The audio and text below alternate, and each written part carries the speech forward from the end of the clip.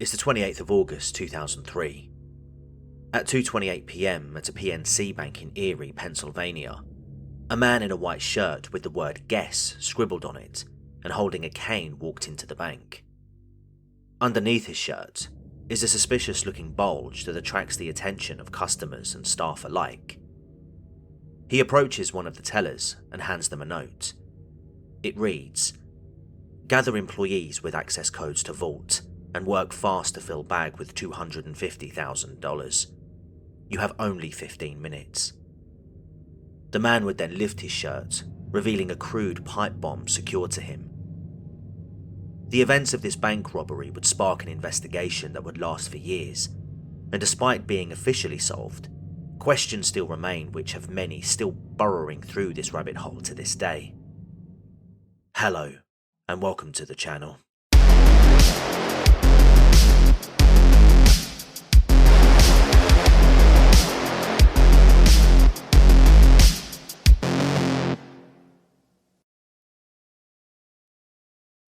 After being handed the note and reading its contents, the teller told the bank robber that it would be impossible to access the vault within the 15 minutes the note demanded. Instead, the robber would succeed in only obtaining $8,702 and a lollipop that he took when he initially approached the counter. He was sucking the lollipop and swinging the cane like Charlie Chaplin, according to a witness at the time. He had left the bank as calmly as he had first walked in, leaving his driving license and a note sealed in his envelope as he walked out. Over the next 15 minutes, the man travelled to a nearby McDonald's and was then spotted by police state troopers moments later, standing outside of his Geo Metro in an Eyeglass World car park. He was quickly surrounded and restrained by authorities, who then placed him on the ground and found cover behind their vehicles as they waited for bomb disposal experts to arrive.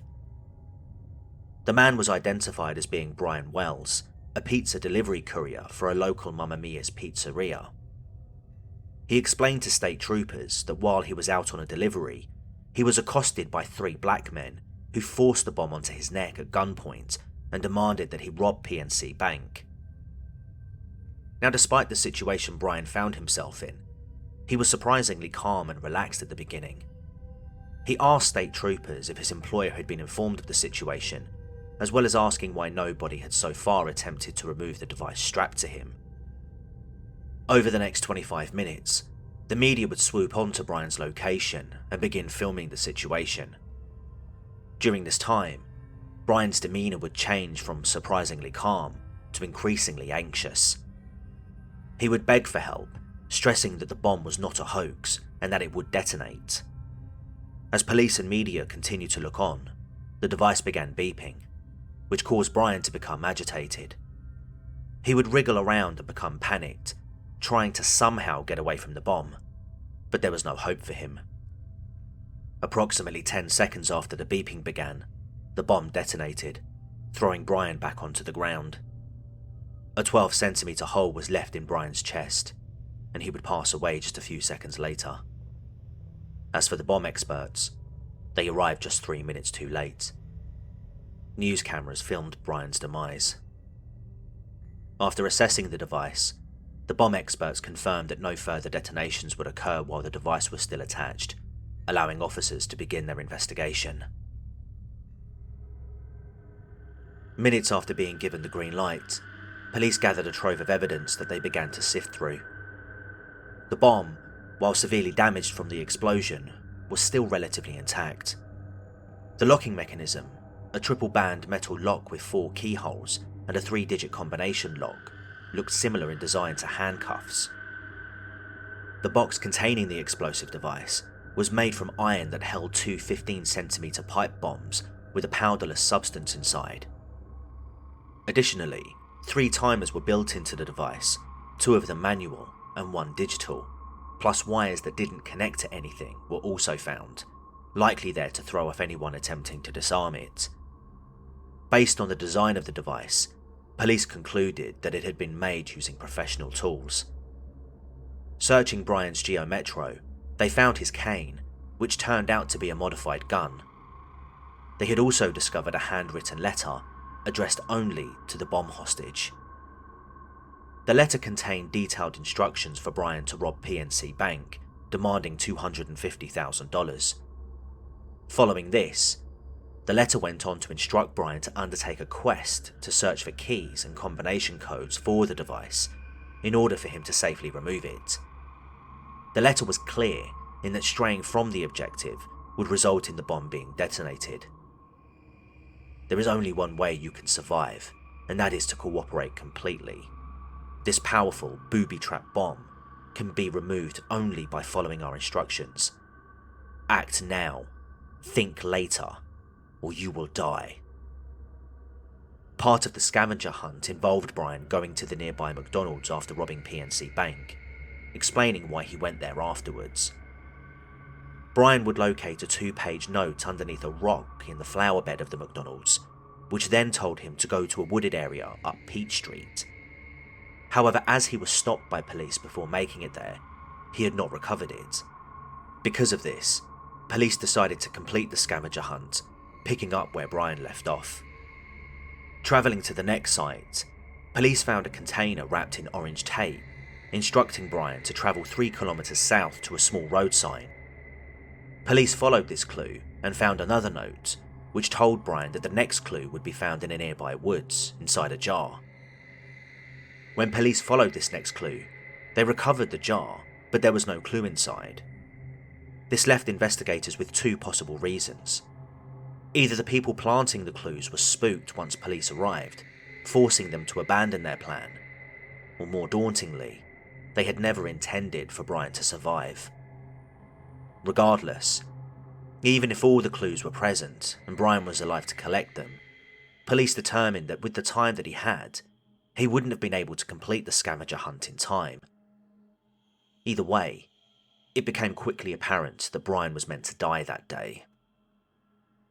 Police then worked their way back to the events leading up to the robbery. At just after 1:30 PM, the owner of Mamma Mia's received a telephone call for a pizza delivery. The owner, Tony Ditmo, took down the order, 2 sausage and pepperoni pizzas, but he struggled to understand the caller when giving Tony their address.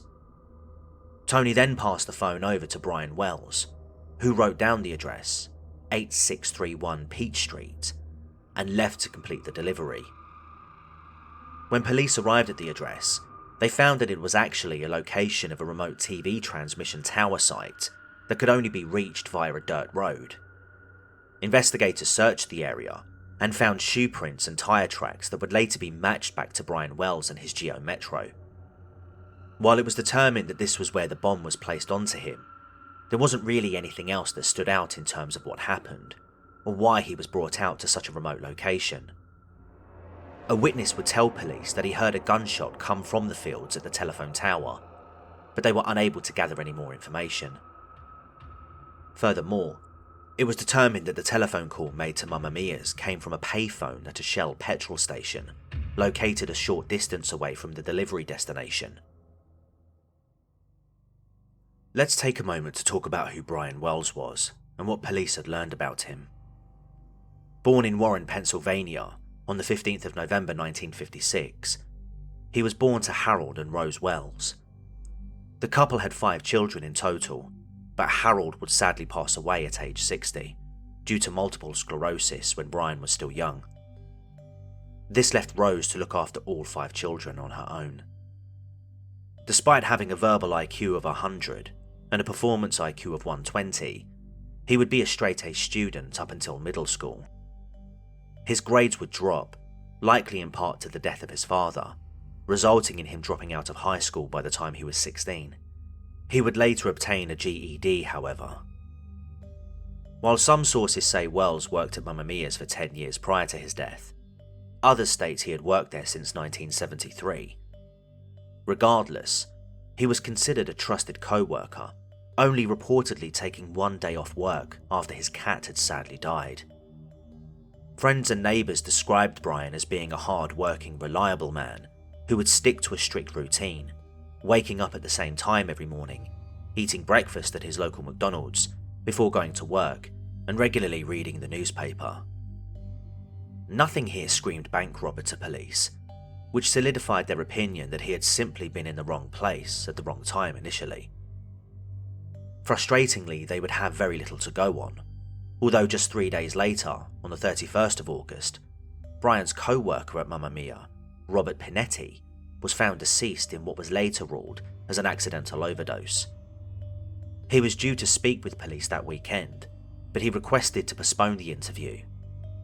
For obvious reasons, they never got the chance to speak with him. As the days wore on, concerns grew that the case may go cold. But police would receive a seemingly unrelated call on the 20th of September, 3.5 weeks after the robbery took place, that would blow the case wide open.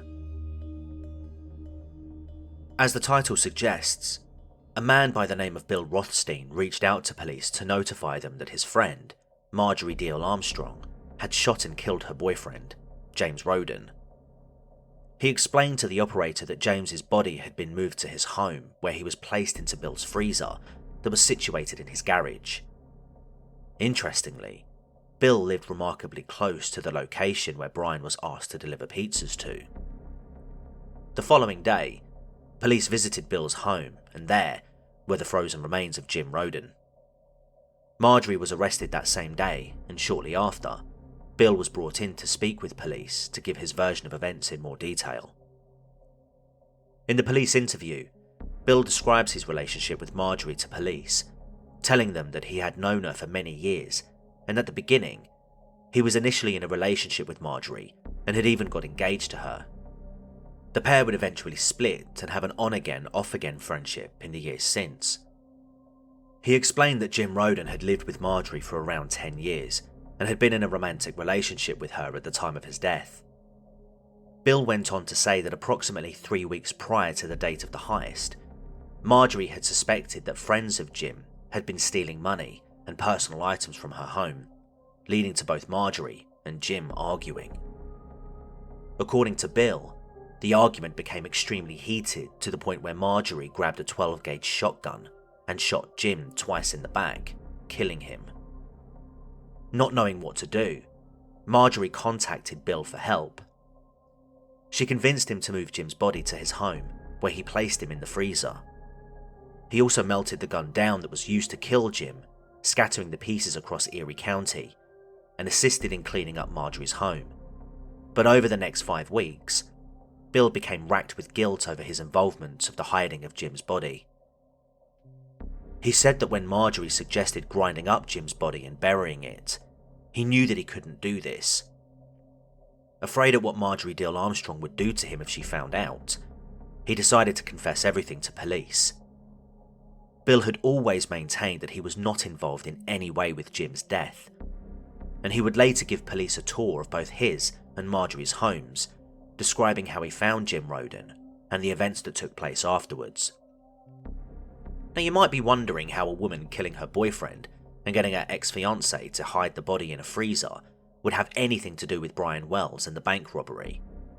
But what linked the two was a note that Bill wrote. As I mentioned earlier, Bill was apparently racked with guilt with his involvement in hiding Jim's body. So much so that he considered removing himself from the world. He wrote a note confessing what he had done and why he had ended things on his own terms. But the note began with a very interesting, yet suspicious disclaimer. This has nothing to do with the Wells case. Bill explained this away by telling state police, who were investigating Jim Roden's death, that he simply wrote this so that police wouldn't consider the two events to be linked. Essentially, he didn't want police to waste their time. However, state police passed the information to the FBI, who were investigating the bank robbery, as they thought otherwise. The FBI would investigate Bill Rothstein and another man, Floyd Stockton, who formerly lived with Rothstein and had previously been convicted of assaulting a disabled teenager. Stockton had wound up on the FBI's radar thanks to Marjorie Diehl-Armstrong. Rothstein's home was just a 5-minute walk from the telephone tower, and the payphone used to order the pizza was just a half a mile away. Rothstein admitted that it was possible he used the payphone on the day the call was made to Mamma Mia's, but he denied being the one who made the call.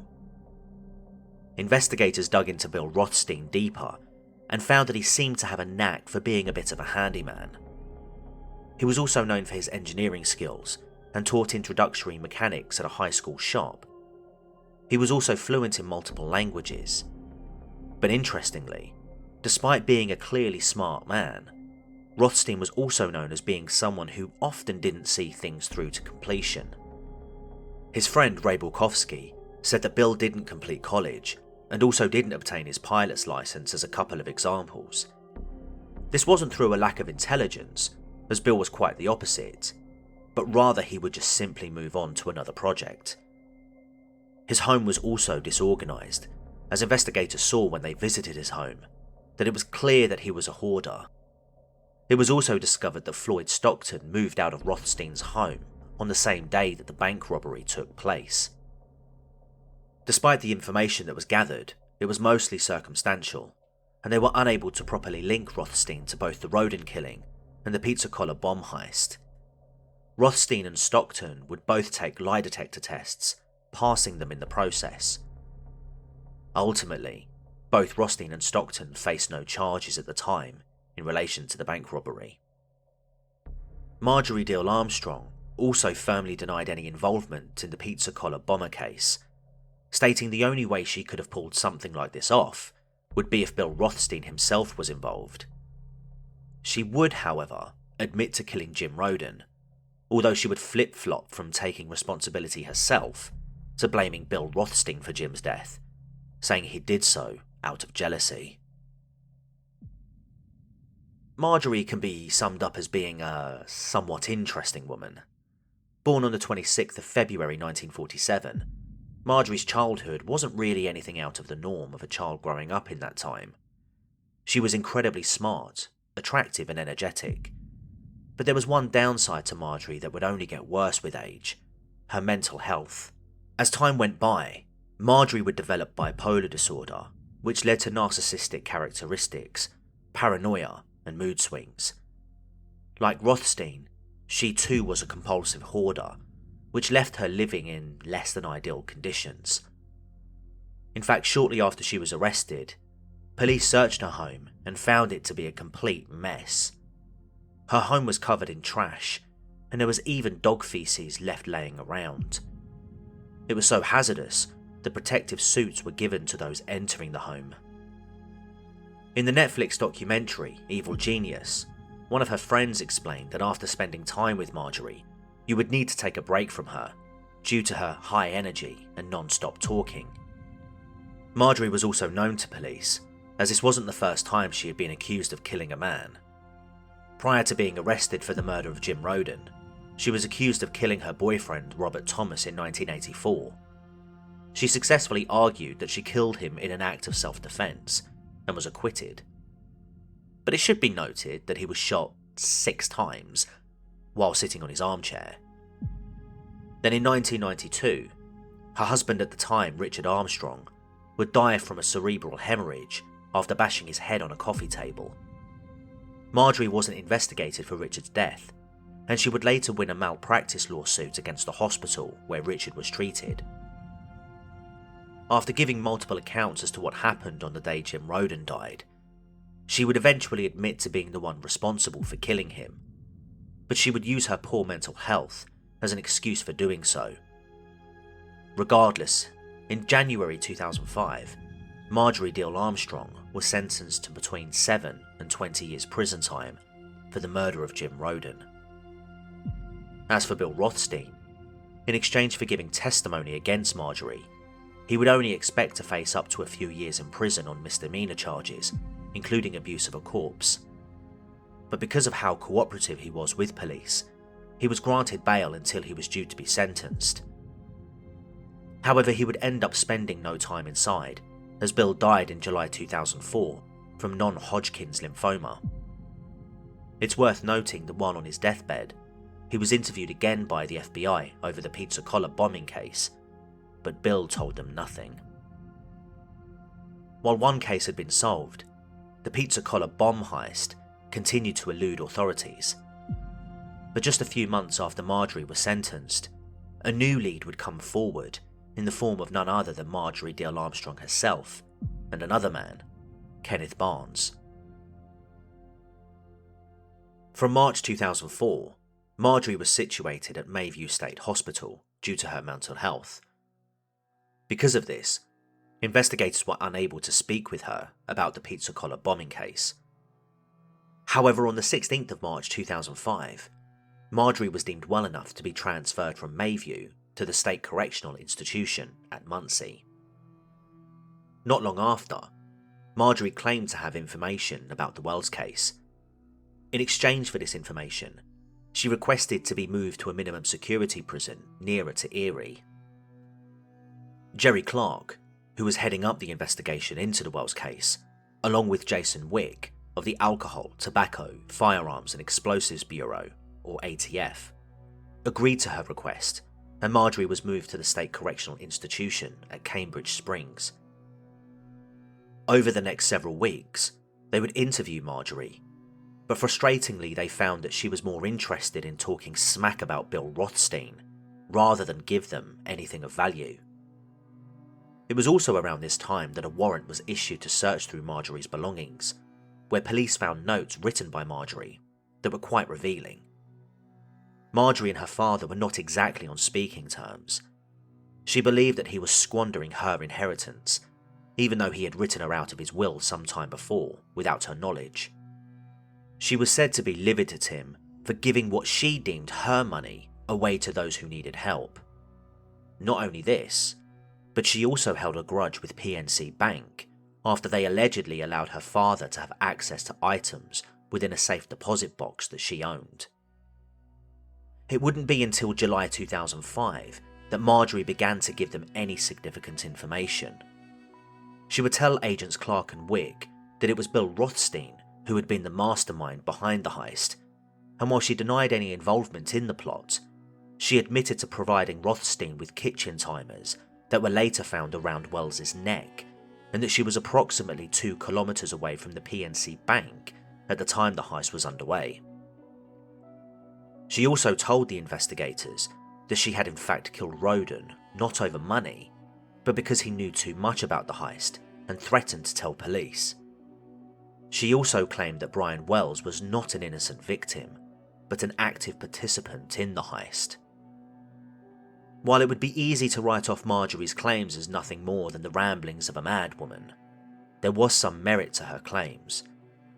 She was able to provide investigators with information that only they were privy to, and when the police footage of Rothstein's tour of his home was reviewed again, they discovered drawings which resembled arrows which were found on the bomb that Wells was wearing. Written notes by Rothstein were also found via indentations on unused pages that, upon closer inspection, matched the handwriting on the scavenger hunt instructions given to Brian Wells. Ray Bulkowski would himself confirm that the handwriting was actually Bill's. Additionally, UPS delivery driver Michael Thomas Vogt would come forward to tell the FBI that on the day of the heist, he witnessed the couple using the payphone at the Shell garage at the time the pizza order had taken place.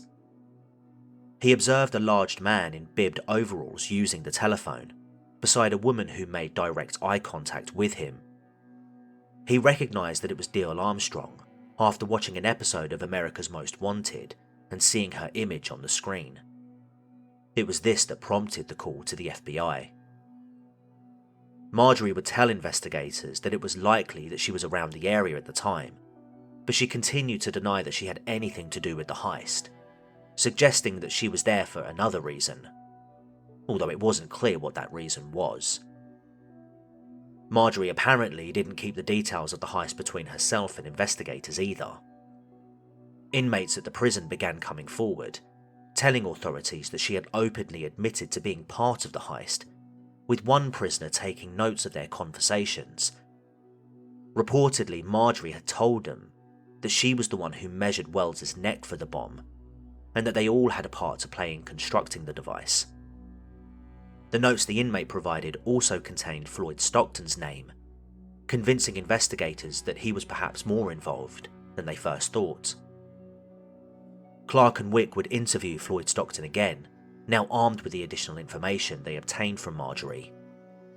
Stockton initially remained tight-lipped throughout the interrogation, but would eventually admit to being involved in the heist, but he insisted that it was Marjorie and not Rothstein who was the mastermind. He said that when Wells met at the delivery spot, it was he who placed the bomb around Wells's neck. However, this was under duress, as when Wells realised the bomb was real, he attempted to flee and a struggle ensued. A warning shot was fired into the air which stopped Wells in his tracks. He was then struck in the face as the bomb was being placed on him. He also said that he moved out of Rothstein's home on the day of the heist, after becoming spooked by the police presence that day.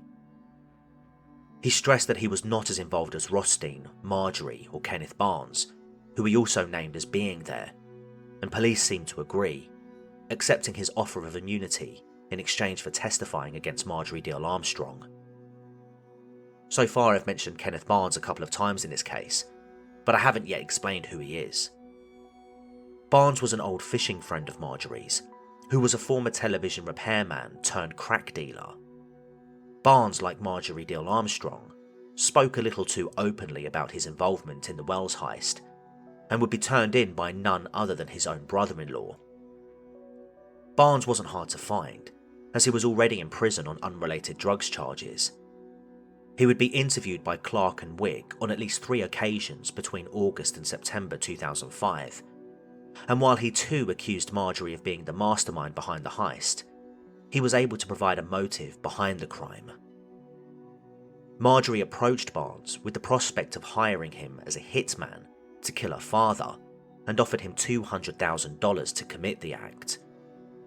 The reason for this was simply so that Marjorie could get her hands on her father's money, estimated to be about $2 million. However, Barnes wanted half of the money up front, with the other half paid on completion. Marjorie didn't have this kind of money to hand, and so it was at this point the plan to commit the heist began. Not only could she get enough money to pay Barnes and then some, but she could also get revenge on PNC Bank at the same time. He also alleged that shortly before the heist, a meeting took place between himself, Marjorie, Rothstein, Stockton, Wells, and Robert Pinetti. Barnes, however, always insisted that it was never his plan to follow through with the hit, but only to scam Marjorie out of her own money. As for Wells's apparent involvement, Barnes said that his home, well, crack den, also operated as a place where prostitutes would take clients to complete their transactions. Wells was apparently a frequent visitor, where he would spend time with a woman called Jessica Hoopsick. Hoopsick would be paid by Wells for her services, and would then in turn use the money to purchase drugs from Barnes. This turned out to be an unsavoury, circular loop. While Hoopsick was apparently unwilling to cooperate in the initial investigation, she later admitted to recruiting Wells into the heist in the Netflix documentary Evil Genius.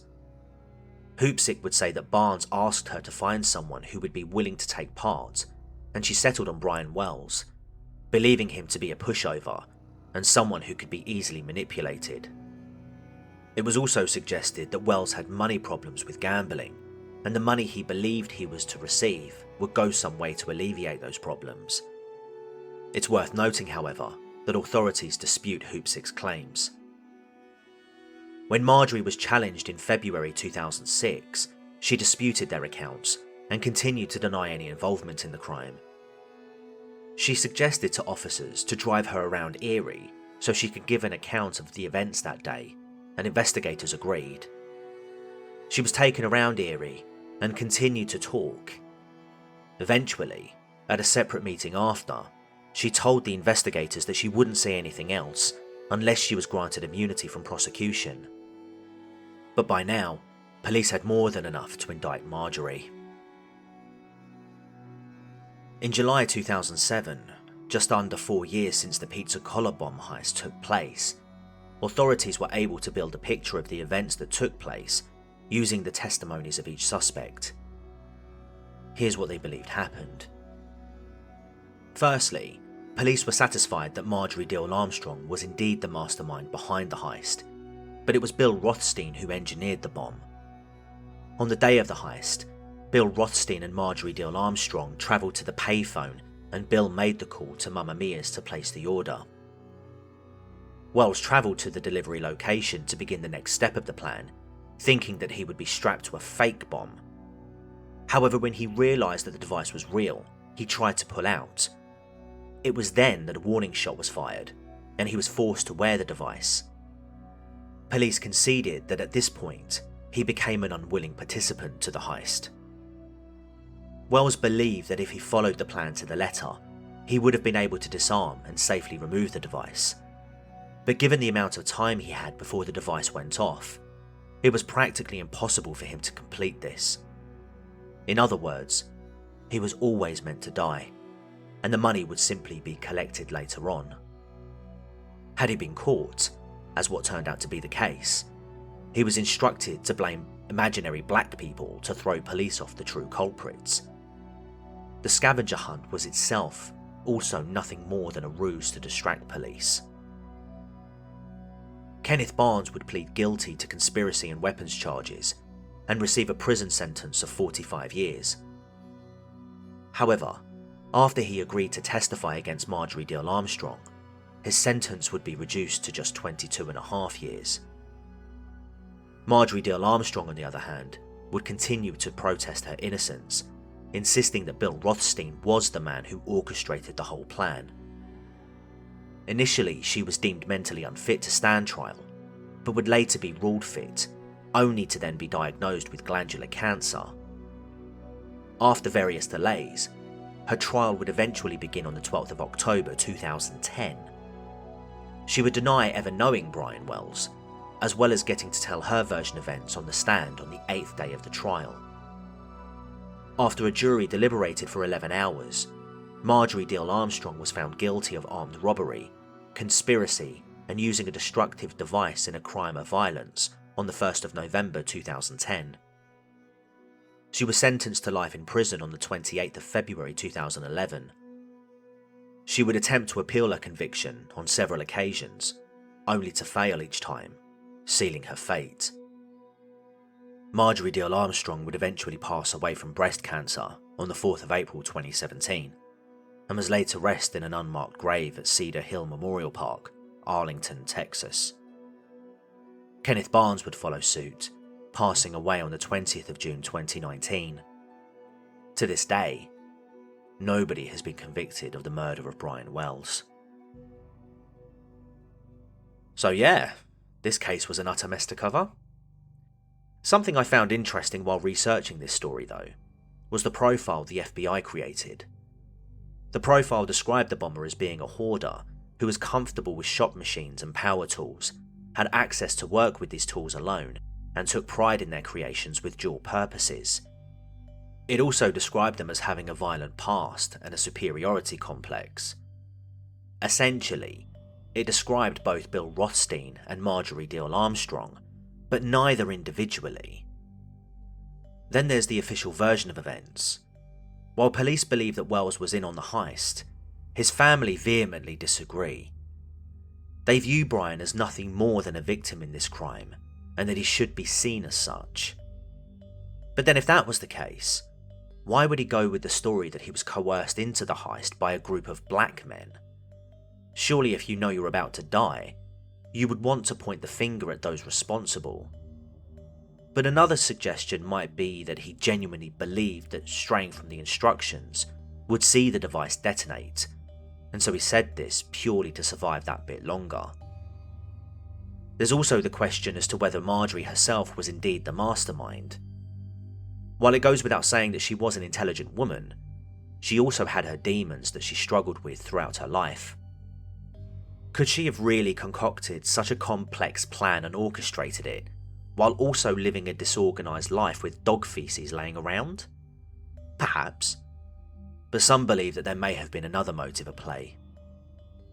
At the time of the heist, Bill was reportedly in a dispute with his siblings over the family home he lived in. Reportedly, they wanted to sell the home, but Bill refused. However, he would secretly list the home for $250,000. This was despite the property being valued at around $90,000 at the time. Some believe that Bill wanted the money to pay off his siblings so he could continue to live in the home where he grew up. Retired FBI agent Jim Fisher began closely following the pizza collar bomber heist the day he saw Wells on TV. He strongly believes that Marjorie was in no way the one who masterminded the robbery. Given the complexity of the organisation of the heist, he concludes that obtaining the money was never the primary concern of the person behind the heist. Instead, it was designed to create a confusing puzzle, one which the mastermind would take glee in watching the police stumble their way through. He believed the person responsible wanted to control the narrative, and did so by ensuring he got to dictate the circumstances, successfully evading prosecution for the heist. That person, Fisher believed, was Bill Rothstein. He died with all the secrets. He died taking all the answers with him. He gets the last laugh in that sense. He escaped punishment. He escaped detection. He left us with these idiots and a bunch of questions, Fisher is quoted as saying. But let me know what you think. Was the version of events that police described correct? Or do you think that there is more to this story that is yet to, and will likely never be revealed? Let me know in the comments below. Thank you for watching. If you found this case informative, please consider hitting the like button and sharing this story with anyone you know who shares an interest in true crime content. If you want to support the channel in other ways, you can subscribe to the channel for more true crime content as it's released. You may also wish to consider supporting me via Patreon or by becoming a channel member, where you'll receive shoutouts at the end of each video and exclusive content. Speaking of which, a special thank you to my current channel members: Needle and Fur, The Alabastard, Mr. Gently Benevolent, Amanda, and Krista Lance. Thank you for supporting the channel. Until next time, take care, and goodbye. For now.